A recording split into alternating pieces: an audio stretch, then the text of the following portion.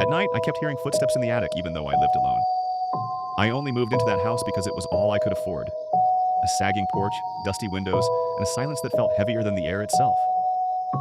The landlord had warned in a too casual voice, "Old houses make noises." But the noises in this house weren't normal. The first night, as I lay in bed, I heard slow, deliberate footsteps above me.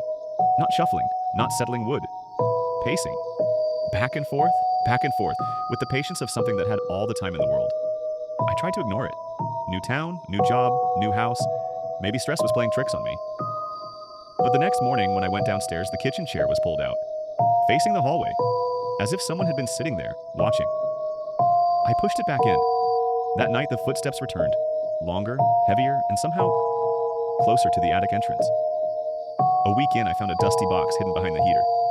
Inside were old pictures of the house's previous owners, a family of four, but each photo had the faces scratched out so violently that the paper tore.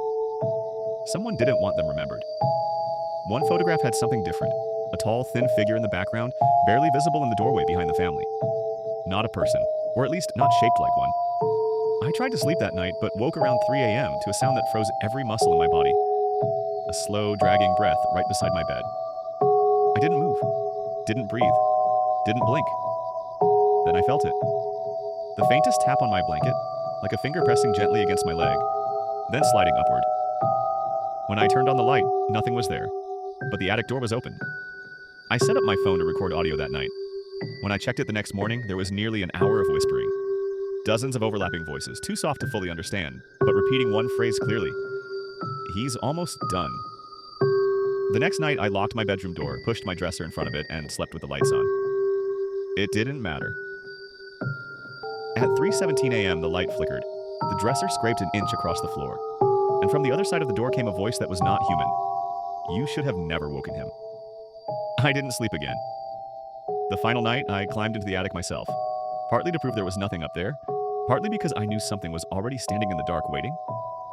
The air was freezing, dust swirled like ash, and in the farthest corner, I saw footprints in a perfect circle, as if something had been pacing for years. Then I heard breathing behind me. Slow, deep, hungry. I turned around, and even saw nothing. But the footsteps continued, moving toward me even though the floorboards didn't creak, even though no one was visible. I ran. Now I live somewhere else. Somewhere crowded, bright, safe. But every night at 3:17 a.m., the attic door in my mind creaks open again, and I hear the same whisper getting closer every night.